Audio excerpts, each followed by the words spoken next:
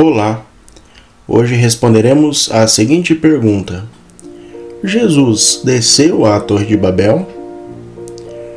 Faremos esse estudo então com os comentários de Novaciano. E antes de começarmos, então vejamos quem foi esse Novaciano, né? Então ele nasceu por volta do ano 200 e morreu no ano 258.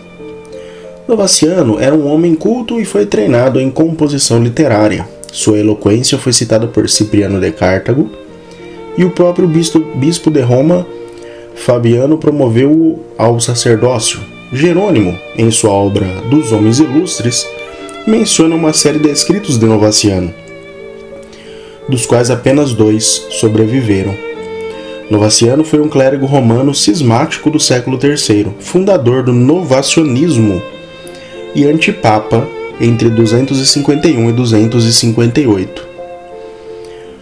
Bom, então a gente percebe que Novaciano ele teve contato com figuras ilustres do século III. Ele se envolveu em uma série de conflitos, né, com a igreja da época. Então ele foi considerado cismático, né, ele se separou da igreja do terceiro século. E fundou o próprio movimento, né, em torno de si mesmo, o novacionismo. O Jerônimo cita então a existência, né, naquele tempo de várias obras de Novaciano, porém hoje em dia sobreviveram apenas 2, né? Infelizmente grande parte da obra desse antigo cristão se perdeu. Bom, vamos então para o estudo e com a leitura do texto sagrado, Gênesis capítulo 11, versículos 4 a 8.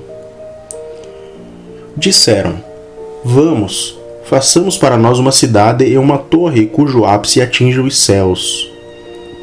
Tornemos assim célebre o nosso nome, para que não sejamos dispersos pela face de toda a terra. Mas o Senhor desceu para ver a cidade e a torre que construíram os filhos dos homens.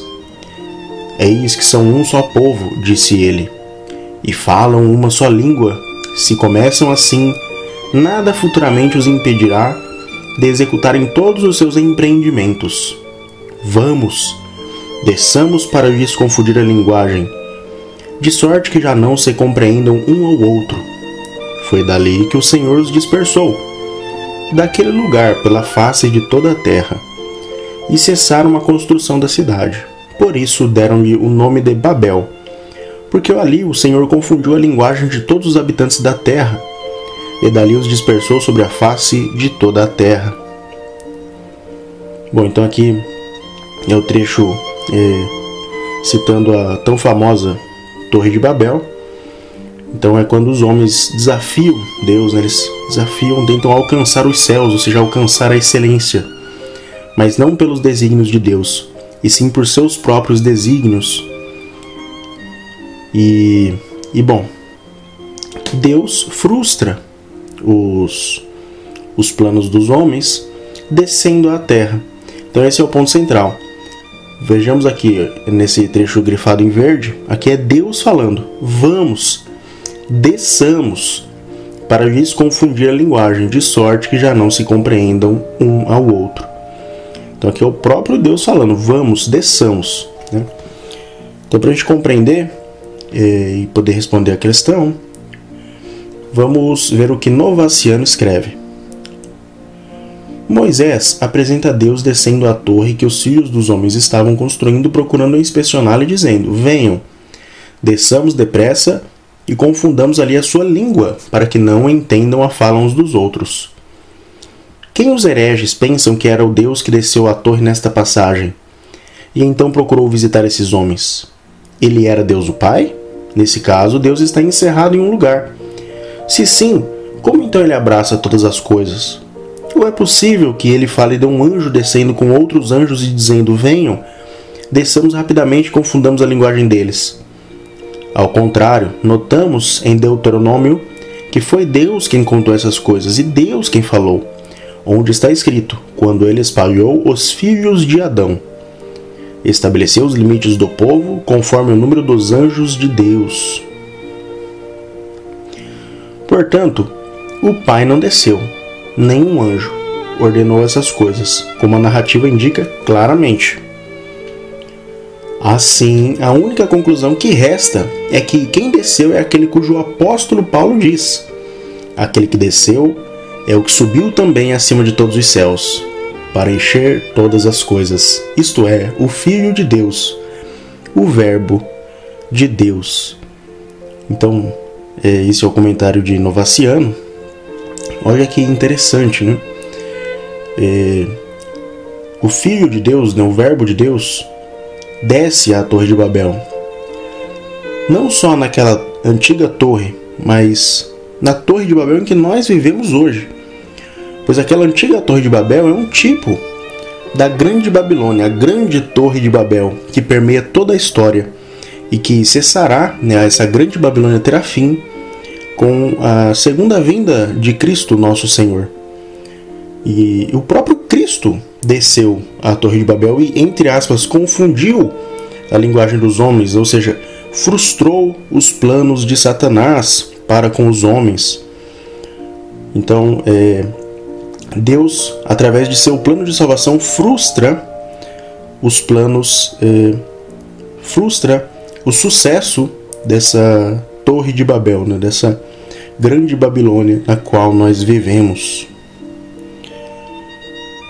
Bom, de forma resumida, para a gente fixar bem o que essa interpretação nos revela, vejamos uma série de sentenças aqui. Então, de forma resumida, Deus desceu à Torre de Babel.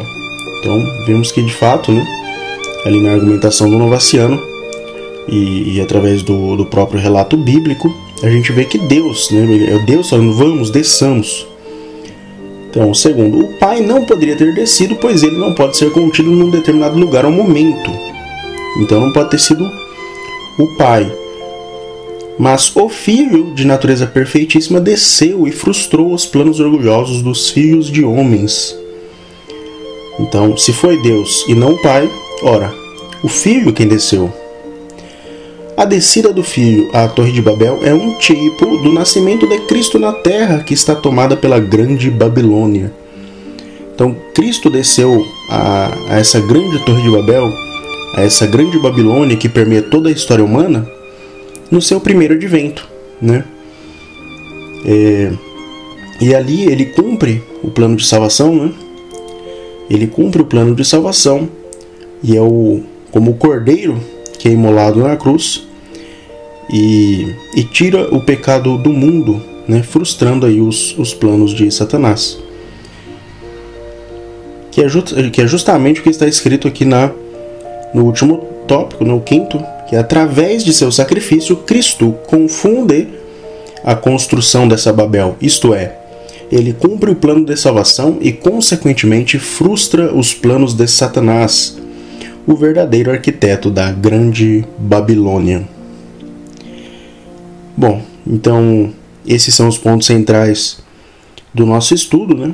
Do que aprendemos com esse breve estudo. Espero que você tenha gostado. Se você assistiu até o final, muito obrigado. Curta, comente, compartilhe, inscreva-se e ative o sininho aí para você acompanhar os próximos vídeos. Então, que a graça do nosso Senhor esteja com todos.